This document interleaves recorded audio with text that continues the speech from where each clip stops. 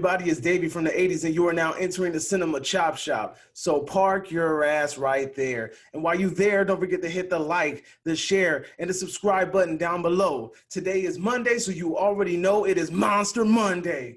Today, I am back at it again with another review, but before I get into that, I am going to link in the description below my Patreon account. You, my friend, could become a patron. All you have to do is go down, click the link below, and you can recommend movies for me to review. Hell, you can even recommend music for me to listen to. It's all up to you. Now, with that being said, today's movie is... The hell did I do with it? Sorry about that. Usually I have the movie right next to me, but it's a movie I ain't never seen before until most recently. So today we are looking at, bam, Shin Godzilla. Yeah, so Shin Godzilla. For those of you that don't know, Shin Godzilla was a movie that came out, I believe, right after the legendary Godzilla dropped in the US. And basically they were like, you know what, we can still drop a Godzilla movie. This is the first Godzilla movie to use CGI. And I'll give you my thoughts on it so far. Now, with that being said, let's get into it. Quick synopsis. There's this boat on the ocean, and all of a sudden they check it out, and some sort of explosion happens and it leaks into one of the tunnels.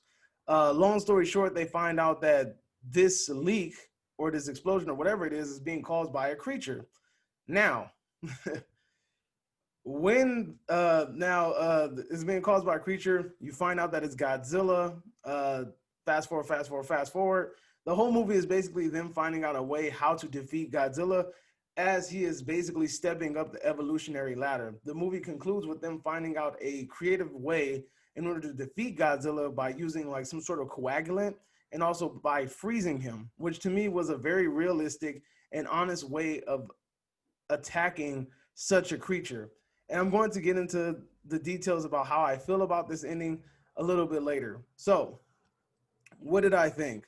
First of all, the movie is really cool because it has a theme, and the theme seems to be that it's targeting the nuclear plant disaster that happened. Because I know the first Godzilla film touched on the whole Hiroshima, Nagasaki atomic bomb testing, and this one seemed to be more symbolic of the nuclear power plant disaster and how the long-term effects happen, right? That's a pretty cool theme. Now, I'm gonna just make some funny I'm gonna point some funny things out. Now, the strangest scene in this movie was when they brought in the three specialists, and all three of them were acting like this.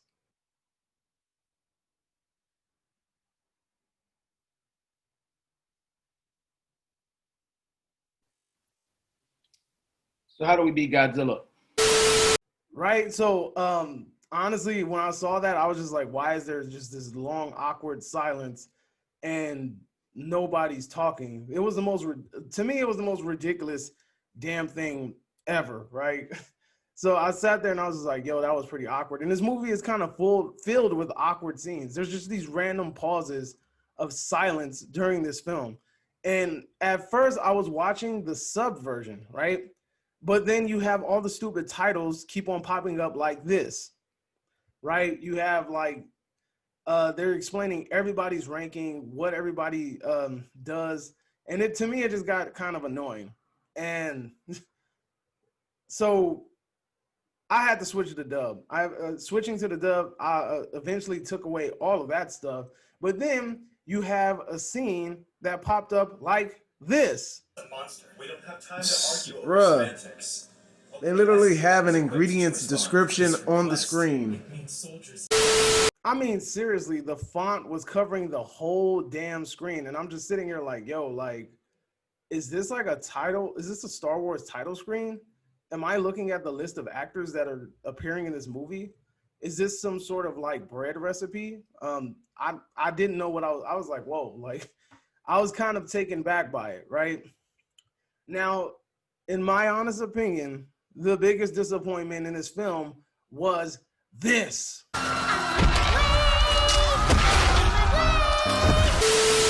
Now, This has to be the most dumbest, retarded, most goofiest looking interpretation of Godzilla I've ever seen. Matter of fact, this ain't even Godzilla. His new name is Nubzilla. So that Nubzilla was over there rolling on the ground like a damn cat or a dog that then lost his front paws and just dragging his face along the concrete. I get it.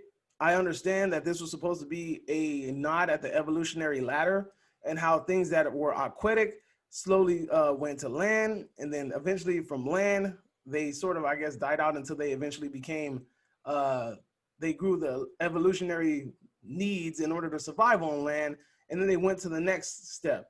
As a matter of fact, Godzilla's next step looked a lot better than the first step by miles, I might add. But then he as soon as I saw him stand up, it reminded me of this.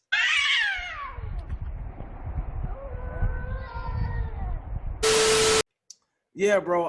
It looks like Zaboomafoo standing on his hind legs, or a ferret, or a raccoon, or anything. Any kind of animal that you can imagine standing on his hind legs, that's what it looked like. But the first thing that popped into my head was that damn cat standing up on his hind legs. Funniest shit I ever seen in my life. Now, one of the members in this movie, I want to say it's the prime minister, but I might be mistaken. It's an older gentleman. He sounds like somebody he sounds like somebody from an anime dub, and it's one of my favorite animes. Not this incarnation of the anime, but previous ones. But let's go ahead and get to it. I'm gonna show you who I'm talking about. And my boy sounds like this. I'm sorry, did I get in your way? Lord Beerus. Now, I know this whole film, I've been kind of like racking on it and making kind of funny comparisons, but you know, that's just who I am, right? But all in all, the film was fun. It felt like it was a lot, like it could have been a lot shorter. 2 hours from this movie was a lot to handle. It seemed a lot longer than what it should have been. I felt like you could have maybe scraped off 20 minutes off of this, and it still would have been good. A lot of the movie is really just explaining and talking about what are the ways that we can come together and learn and figure out something to defeat Godzilla, right? And to defeat this incarnation of him. It was a lot of scientific analysis and opinionated things. In my honest opinion, it didn't really you just needed a little bit. You really didn't need to add as much as they did in this movie. Now, what I loved about this movie is that I love the idea that they came up how to stop Godzilla. That was a pretty dope ass idea for human beings to take down this monster. They figured out, you know what, this dude shoots it out. Every time he blows his load or whatever, he eventually just goes to sleep afterwards. Literally, right? So he just busted out, go to sleep, take a nap, right? And they said this is the perfect opportunity in order for us to defeat him. In order for us to defeat him, let him go ahead and tire himself out, and then that's when we attack. So they came up with this really cool plan in order for Godzilla to attack all the drones, exhaust all of his energy, in which we see a freaking tail beam, which I didn't expect. Like, keeping it a buck, I didn't expect that. And I'm still kind of like on the fence about it. Like, it's okay. But at the same time, I'm kind of like low-key kind of offended. Like, oh, like, whoa, what was that, you know? But, so the idea in order to stop Godzilla was pretty cool. The idea that it was plausible. They put his ass to sleep, they knock him down on the floor, and then they made him drink the coagulant, right? And then in the process, I guess they froze him in the process. It's a pretty damn cool idea, and it honestly worked. And to me, I can't knock it. You know, it's better than the ideas of throwing him in a volcano, and you know, I mean, the oxygen in the store was actually a pretty good idea. But, you know, all the other ideas that a lot of these people came up with in order to defeat Godzilla throughout the series were pretty dumb. This, to me, is a very, very interesting idea. And like I mentioned earlier, I loved how they kept the idea of the evolutionary process, how things in the water eventually came to land, and then so on and so forth until they took their humanoid form, which is why Godzilla at the end of the movie appears to have a humanoid form, which I thought was a pretty dope-ass idea. And it basically shows that Godzilla's kind of following the evolutionary ladder. I thought that was a pretty dope ass idea. All in all, Shin Godzilla to me, I mean, it's not the best Godzilla movie by far. I like the idea behind it, but if I'm keeping it a buck, I'm giving it like a 2.5 or a 3. out of 5. It's okay. It's not like the greatest idea that I've ever seen in my life, but I mean, it was entertaining when Godzilla was on the screen, as most Godzilla movies are, right? It's like I said, it's well thought out. I like the characters in the movie were cool, but it just seemed too drawn out, and I found myself losing interest at times because I'm like, yo, get to the point already, right? So the only real big drawbacks, like I said, about this movie are the runtime. CGI Godzilla was okay, except for that first form. That first form looking like something that came out of Mr. Burns' nuclear power plant. I wasn't feeling that. But other than that, I mean, the movie's pretty solid. But like I said, it gets a 2.5 or 3 on the Richter scale for me. Now, with that being said, you are now exiting the Cinema Chop Shop. I hope you guys enjoyed my Monster Monday review of Shin Godzilla.